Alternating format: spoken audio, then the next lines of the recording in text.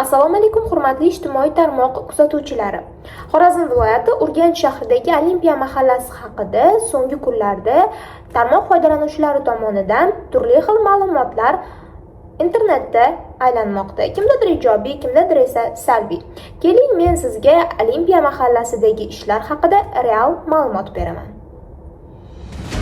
Yaqin-yaqingacha hali oddiy ko'chalari, eski binolari bilan tanilgan Olimpiya mahallasi bugun yangi bir davr ostonasida turibdi. Go'yo mahalla uzoq yillik uyqudan uyg'onib, yangicha qiyofa sari dadil qadam tashlamoqda. Bu yerda nafaqat 29 ta ko'p qavatli uy ta'mirlanyapti, balki insonlarning ertangi kunga bo'lgan ishonchi ham qayta bunyod etilmoqda. 3 ta bog'cha va 3 ta maktabning to'liq ta'mirlanishi ertangi kunning bilimli va salohiyatli farzandlarini tarbiyalashga xizmat qiladi. Mahalla markazida qad rostlayotgan 3 avlod bog'i esa avlodlar orasidagi mehr va hamjihatlik ramziga aylanadi. Boshqaruv servis kompaniyasi uchun maxsus bino qurilishi esa hududning zamonaviy infratuzilmasini mustahkamlab, aholiga yanada qulay sharoit yaratadi.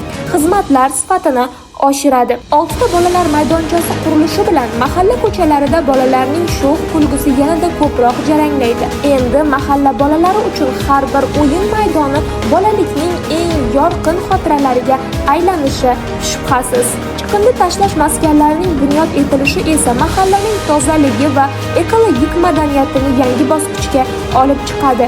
Elektr, gaz va issiqlik tarmoqlarining yangilanishi esa Olimpiya mahallasidagi qishning sovuq kunlarida issiq xonadonlar, tunlarni yorituvchi chiroqlar va uzluksiz xizmatlar odamlarning farovon hayotini ta'minlaydi.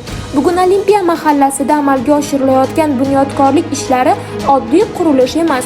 Bu inson qadri uchun yaratilayotgan sharoitlar, bolalar kelajagi uchun qo'yilayotgan mustahkam poydevor, mahallaning yangi tarixidir.